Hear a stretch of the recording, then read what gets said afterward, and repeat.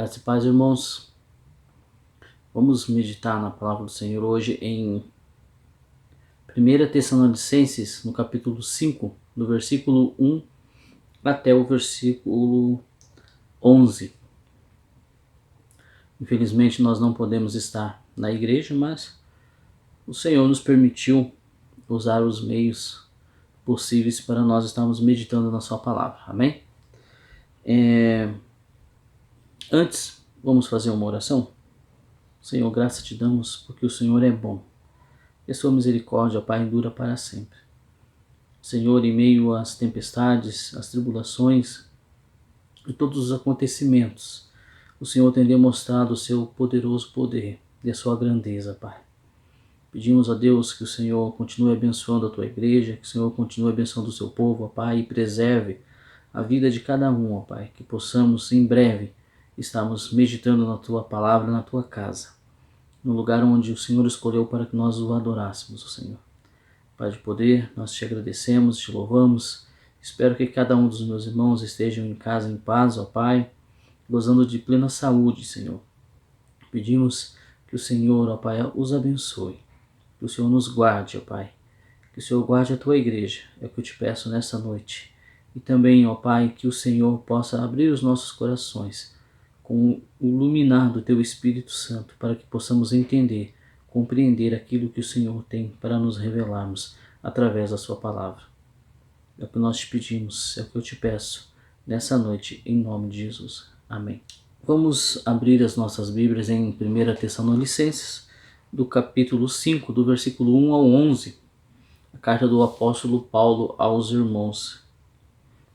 Diz assim: Irmãos, relativamente aos tempos e às épocas, não há necessidade de que eu vos escreva, pois vós mesmos estáis inteirados com precisão de que o dia do Senhor vem como ladrão de noite. Quando andarem dizendo paz e segurança, eis que lhes sobrevirá a repentina destruição, como vêm as dores de parto, a quem está para dar à luz, e de nenhum modo escaparão.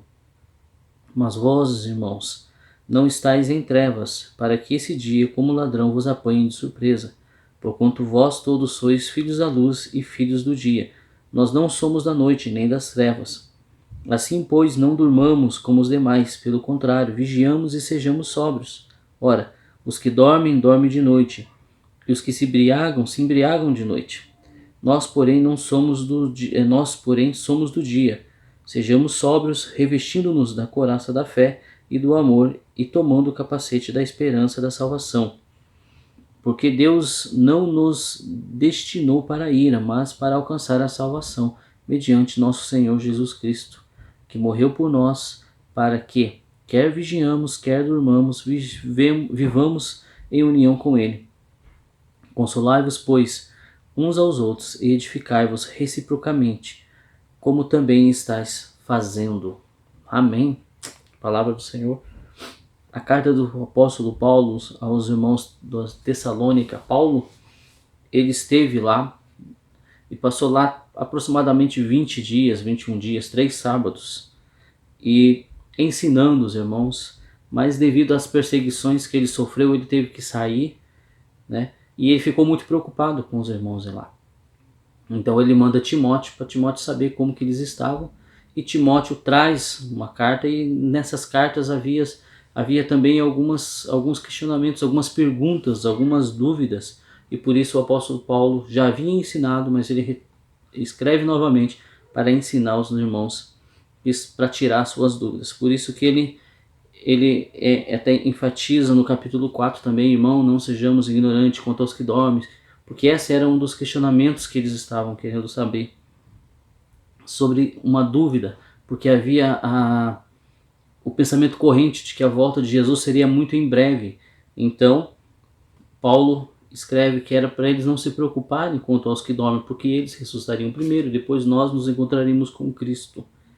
E nessa carta aqui, Paulo volta a falar, e ele diz assim: irmãos, com paciência, com calma, com tranquilidade, como um bom pastor, irmãos, relativamente aos tempos e às épocas, não é necessário que eu vos escreva, pois vós mesmo estáis inteirados da precisão de que o dia do Senhor vem como ladrão de noite, quando andarem dizendo paz e segurança, eis que lhes sobrevirá repentina destruição. Como vêm as luzes de parto, aqui está para dar a luz, e de nenhum modo escaparão. Então Paulo está dizendo, não precisa eu vos escrever, não precisa eu falar. Vocês já estão inteirados, vocês já estão sabendo como vai ser. Né? O Senhor virá quando houver paz e tranquilidade, quando houver paz e houver segurança, então o Senhor virá como um ladrão. Interessante pensarmos nisso porque nos últimos dias que nós estamos vivendo, pandemia, acontecimentos aí que tem provocado a imaginação das pessoas, todo mundo está dizendo, é a volta do Senhor, é a volta, é lógico que cada dia que se aproxima, com certeza nos aproximamos mais da sua volta. No entanto, o apóstolo Paulo diz que a destruição virá quando houver paz e segurança. Quando o homem estiver seguro de si e achar que não precisa de Deus, que está tudo tranquilo, que há segurança, que há paz na terra, então o Senhor virá. Ele também diz que assim como as dores de parto, para que está para dar a luz. Aqui ele está dizendo, quem teve filhos aí, os casais, sabe muito bem disso, que quando uma mulher entra em parto, não há o que fazer. O que vai acontecer em seguida é essas dores aumentarem e a mulher vir a dar à luz. É uma coisa irremediável, uma coisa inevitável, não tem como voltar atrás. É isso que Paulo está querendo dizer, nenhum escaparão. Não tem como remediar isso. Querendo ou não, gostando ou não, vai acontecer, acontecerá. E quando acontecer, ninguém vai escapar do julgamento do Senhor. Mas eu quero me atentar mais aqui a partir do versículo 4, que ele começa o versículo dizendo, mas vós não estáis em trevas, para que no dia, como ladrão, vos apanhe de surpresa, porque vós sois filhos da luz e filhos do dia. Nós não somos da noite, nem das trevas. Esses dois versículos nos chamam a atenção de uma forma muito interessante. Paulo começa com mas. Ele vai dizer alguma coisa aqui. Né? Perceba que Paulo ele chama a atenção. Mas vocês não são filhos das trevas. Agora vocês são filhos da luz. Paulo chama a atenção. Nós estamos vivendo dias em que as pessoas têm se atemorizado, que as pessoas têm perdido o sono, que as pessoas têm vivido de uma forma quase que se vivendo sem esperança. E Paulo aqui nos dá uma advertência. Ele diz assim, mas vós sois filhos da luz. Vós não sois mais das trevas, vós sois do dia. Paulo está nos advertindo que não há por que nós vivemos preocupados, não há por que nós vivemos angustiados, não há por que nós vivemos em sofrimento, porque algumas coisas estão acontecendo, não há por que vivemos desesperançosos, achando que logo que o fim do mundo está chegando e todas essas questões escatológicas que a gente vê por aí, divulgada nas redes sociais, WhatsApp, Facebook, todas as informações desencontradas, e que causam, em vez de causar um alívio, uma segurança, uma esperança para as pessoas, acaba causando temor, acaba causando confusão na cabeça de muitas pessoas, e até mesmo os cristãos acabam entrando nisso. Nós sabemos que cada dia que se passa está mais perto do Senhor vir buscar a sua igreja. Só que esse evento do retorno do Senhor para buscar a sua igreja não é um evento ruim, como muitos pensam e divulgam. Se Cristo viesse buscar a sua igreja hoje, seria maravilhoso. Se Ele buscar amanhã, será maravilhoso. Se Ele buscar daqui 1000 anos, será maravilhoso. Nós não devemos nos preocupar com isso. Nós não devemos perder noite de sono por causa disso. Nós não devemos viver com temor por causa disso. Nós devemos viver em alegria, porque nós não somos mais filhos da luz. Ele está dizendo, vós não sois mais filhos da luz. Nós não podemos ter esse medo crescente do amanhã como se não houvesse esperança, não é? Como se não tivesse a luz no fundo do túnel, como se as trevas tivessem tomado tudo e acabou para nós. Não, pelo contrário. Nós que somos filhos da luz, nós que somos agora filhos do dia, não podemos nos deixar levar por essas emoções, por esses medos, por essas confusões, por essas informações desencontradas que têm surgido ultimamente. E lembrando que a igreja de Tessalonicense vivia perseguições, ela não estava livre de perseguições, ela também vivia momentos difíceis, dias difíceis. Tanto que o apóstolo Paulo foi expulso de lá, teve que ser escoltado da cidade. Por quê? Porque ele estava atrapalhando o negócio de muitas pessoas lá, então ele foi expulso e a igreja vivia perseguições.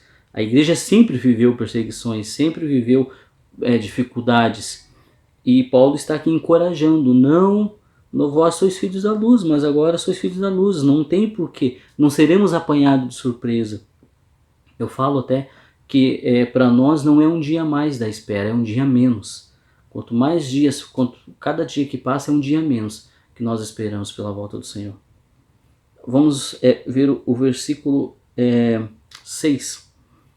A partir do 6 ele diz assim, assim pois, não durmamos como os demais, pelo contrário, vigiamos e sejamos sóbrios. Ora, os que dormem, dormem de noite, e os que se embriagam de noite. Nós, porém, somos do dia, sejamos sóbrios, revestindo-nos da couraça da fé, do amor, tomando o capacete da esperança e da salvação. Paulo traz outra advertência aqui. Ele fala, ora, assim, pois, não durmamos como os demais, pelo contrário, vigiemos e sejamos sóbrios. Paulo traz uma advertência para que nós, porque isso não significa que agora somos filhos da luz, que agora nós temos esperança em Cristo Jesus, que isso é um salvo-conduto para que nós vivamos a nossa vida de qualquer maneira, de qualquer forma. Que voltemos às práticas antigas, que vivamos a nossa vida de maneira relapsa, que vivamos a nossa vida de maneira que não nos importamos mais com nada, fazendo os prazeres do nosso bem-querer, do nosso bem-prazer. Não, Paulo nos adverte para nós estarmos vigiando, para nós estarmos vigilantes, pessoas sóbrias. Isso não é um salvo-conduto para pecar. Você está livre, você ter sido resgatado, restaurado, justificado, não significa que a partir de agora, não, então eu posso fazer tudo o que eu bem quero, eu estou livre. Não é assim. Paulo diz, vigiem. E Paulo traz aqui 3 características que indicam uma igreja madura e uma pessoa madura. Uma pessoa que tem um amadurecimento durante a sua caminhada cristã e durante a sua vida cristã, que são as 3 palavrinhas chaves que diz assim, a couraça da fé. Fé, amor e esperança. Todo cristão ele tem fé, amor e esperança e ele vive dessa maneira. Ele vive se baseado na fé, no amor e na esperança. Por isso que nós não nos desesperamos. Nós usamos o álcool em gel, nós usamos a máscara, nós tomamos a vacina HN1, né? Nós vamos ao médico, nós procuramos os meios que temos para manter a nossa saúde, tanto física como mental, mas principalmente nós temos que ter a nossa saúde espiritual em dia. Nós não podemos dormir, nós temos que estar vigilantes, nós temos que estar atentos, porque o Senhor vem buscar a sua igreja. Essas 3 características que Paulo apresenta para nós vivermos a fé, o amor e a esperança. A esperança da salvação. Agora a nossa esperança está em Cristo Jesus. Nós não temos esperança nos nossos próprios esforços, mas a nossa esperança é Cristo Jesus. Assim como Ele morreu e ressuscitou, nós cremos que Ele também nos ressuscitará. Se nós dormirmos, Ele nos ressuscitará. Se Ele vier enquanto nós estamos vivos, Ele nos levará junto com Ele também da mesma forma. Por isso que Paulo nos adverte, para que nós tenhamos uma vida de oração, uma vida de busca ao Senhor, uma vida de pessoa sóbria, de maturidade cristã, uma vida segundo os preceitos e a vontade de Deus que Deus tem para nós. Existe uma passagem de um livro que eu achei muito interessante, e ela diz assim, eu vou ler aqui, eu estou com a minha colinha do lado. Sempre que eles se ocupam do inimigo, somos derrotados, mas há modos de impedi-los. O modo mais simples é evitar que olhem para ele, com E maiúsculo, e voltem a olhar para si mesmo. Essa passagem está registrada no livro do C.S. Lewis, Cartas de um Diabo a Seu Aprendiz. Livro muito bom, por sinal. E ele, quando ele diz ali inimigo, ele está se referindo a Deus. É a carta do diabo para o seu aprendiz. Ele está dando dicas de como minar a nossa fé. E ele dizendo que sempre que ele se ocupa de olhar para o inimigo, que no caso seria Deus, nós somos derrotados. Eles, no caso, o diabo é derrotado. Mas há modos de impedir, de nos impedir. O modo mais simples é evitar que olhem para ele, que olhem para o Senhor e voltem a olhar para si mesmo. Esse trechinho pequeno do livro, ele diz muito sobre isso. Quando nós estamos desesperançados, muitas vezes significa uma coisa, que nós estamos com a nossa mente, nosso coração muito aqui. Muito centrado naquilo que nós já temos, naquilo que nós possuímos, e não queremos largar isso de maneira alguma. Quando nós deixamos de olhar para Ele, para o Senhor, e começamos a olhar para a nossa vida, nós começamos a perder a esperança, porque nos apegamos à matéria, porque nos apegamos à família demais, nos apegamos aos nossos bens, nos apegamos demais ao nosso trabalho, nos apegamos demais à nossa vida cotidiana, nos apegamos demais aos nossos carros, à nossa vida financeira, aos nossos amigos, e desviamos os olhos do Senhor. É um sinal de desesperança. Quando nós colocamos a nossa esperança naquilo que nós possuímos, naquilo que nós temos, ou seja, no nosso intelecto, ou seja, naquilo que possuímos, nós desviamos os nossos olhos do Senhor. E isso é de certa forma, quase que uma derrota para nós. Quando nós deixamos de olhar para Cristo e olhamos, nos apegamos, em vez de termos esperança, nós temos desesperança. Por isso que Paulo diz que nós temos que tomar a couraça da fé, revestindo da couraça da fé e do amor, e tomando o capacete da esperança da salvação que está em Cristo Jesus. Do versículo 9 diz assim: porque Deus não nos destinou para a ira, mas para alcançar a salvação mediante o nosso Senhor Jesus Cristo. Porque Ele morreu por nós para que, quer vigiamos, quer durmamos, vivamos em união com Ele. Paulo está dizendo aqui, olha a doutrina da predestinação aqui, porque Ele nos destinou, porque Deus já nos destinou não para a ira, mas para a salvação mediante Cristo Jesus. Então não há por que temer, então não há por que entrar em desespero, não há por que perder sono, não há por que viver angustiado, com a alma angustiada, com a mente angustiada, só pensando nisso. Agora é só coronavírus, as mídias, os jornais, os meios de comunicação só injetam isso na nossa mente. E para nós não podemos temer. É claro que os cuidados devem ser tomados conosco mesmo e com a nossa família, mas nós não podemos perder de vista que Deus não nos destinou para a ira, mas Ele nos destinou para nós alcançarmos a salvação mediante Cristo Jesus. Por isso que Paulo está dizendo, não se preocupem. Não se preocupe com aqueles que já morreram, porque aqueles que já morreram ressuscitarão primeiro, estarão com Cristo, inclusive primeiro do que nós, e depois nós nos encontraremos com Ele. Jesus Cristo nosso Senhor, que morreu para que nós, quer vigiamos ou quer durmamos, vivamos em união com Ele. Então agora nós estamos unidos com Cristo. Nós não estamos mais separados de Cristo. É lógico que não estamos unidos numa totalidade ainda, mas chegará o tempo de estarmos. Lá em Romanos, eu vou ler aqui para os irmãos, diz assim, sendo justificados gratuitamente por sua graça, por meio da redenção que há em Cristo Jesus, Deus ofereceu como sacrifício essa propiciação mediante a fé pelo seu sangue, demonstrando a sua justiça e a sua tolerância. Havia deixado impunes os pecados anteriores cometidos, mas no presente demonstrou a sua justiça, a fim do justo e justificador daquele que tem fé em Jesus. Então nós somos destinados porque nós somos justificados por Cristo. Romanos 3, do 24 ao 26. Agora, 2 Coríntios, do capítulo 5, versículo 17 ao 19, diz: portanto, se alguém está em Cristo, é nova criação. As coisas antigas já passaram e eis que surgiram novas coisas. Tudo isso provém de Deus, que nos reconciliou consigo mesmo por meio de Cristo Jesus e nos deu o ministério da reconciliação. Ou seja, que Deus em Cristo está reconciliando consigo o mundo, não lançando em conta os pecados dos homens. E nos confiou a mensagem da reconciliação. Nós somos justificados, nós somos reconciliados com Ele.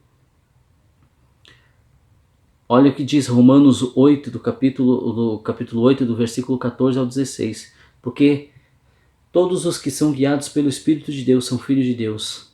Pois vocês não receberam um espírito que vos escravize para novamente temer, mas receberam um espírito que os adota como filhos, por meio do qual clamamos Abba Pai. O próprio Espírito testemunha ao nosso espírito que somos filhos de Deus. Romanos 8, do 14 ao 16.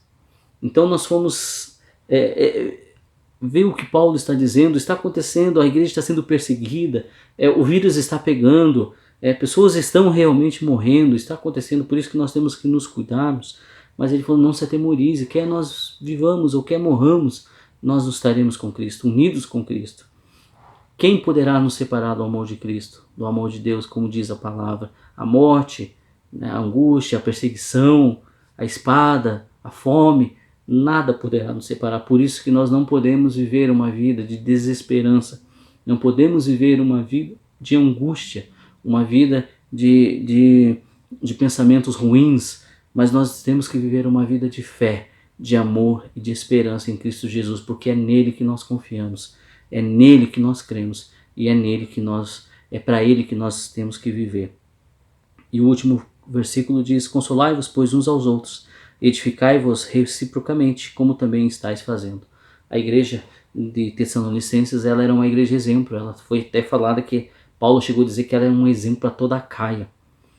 Por mais que ela era uma igreja nova, uma igreja que recém tinha surgido, fazia pouco tempo que tinha sido formada, ela é uma igreja que demonstrou o amadurecimento da fé, do amor e da esperança.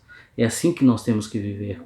Consolando uns aos outros, ajudando uns aos outros, orando uns pelos outros, confortando uns aos outros, dando palavra de fé de um para os outros. Esse é o objetivo, na esperança de que Cristo volte e volte o mais rápido possível, para que nós possamos viver com Ele eternamente. Então, irmãos, não nos apeguemos às mensagens, a essas falsas notícias, a notícias do vírus. O vírus é real, é uma verdade, Tem acontecido muitas coisas no mundo e nós sabemos disso e sabemos que isso é só o princípio das dores. Mas nós não podemos viver em desesperança, nós temos que viver esperançosos em Cristo Jesus, porque é Ele que nos garante a nossa salvação e a nossa vida eterna. E um dia todos estaremos, aqueles que já foram estarão lá. E nós, que talvez ainda vamos passar pela morte, estaremos com Ele, unidos com Ele. E aqueles que tiverem o prazer de ser chamados pelo Senhor ainda em vida, também estaremos todos nós juntos, louvando e exaltando o Senhor frente a frente, face a face, porque para isso é que nós somos destinados. Então, sem temor, sem angústia, sem sofrimento por antecipação, de maneira alguma, vamos depositar a nossa fé em Cristo Jesus e crer que Deus é soberano e a sua mão está sobre nós, nos guardando, nos cuidando e está sobre a sua igreja. Amém? Vamos orar? Graças te damos, ó Deus, pela tua palavra. Cremos que o Senhor, ó Deus, nos uniu novamente, ó Deus. Nós que estávamos desesperançados, ó Deus, e que não tínhamos alegria, Senhor, no amanhã, porque não tínhamos certeza do que aconteceria. Mas através da tua cruz, ó Pai, da tua morte, o Senhor nos resgatou, o Senhor nos justificou e nos reconciliou novamente. E nós temos a certeza da salvação por meio de Jesus Cristo, nosso Senhor e Salvador. Por isso nós temos que vivemos, ó Deus, a nossa vida alegremente, crendo que o Senhor voltará para nos buscarmos e para vivermos com o Senhor por toda a eternidade. Toma a tua igreja, Pai, em tuas mãos, toma as nossas vidas em tuas mãos, ó Pai, e que possamos viver de acordo com a tua palavra, de acordo com a tua vontade. Em nome de Jesus, oramos. Amém. Que a graça e a paz do Senhor esteja com os irmãos. Esperamos em breve estarmos reunidos novamente para adorarmos e exaltarmos o nome do Senhor. Amém? Fiquem na paz, meus queridos. Até mais. Tchau, tchau. Senhor nosso Deus, pedimos que a tua graça bendita e inaudita repouse sobre as famílias, o povo de Deus.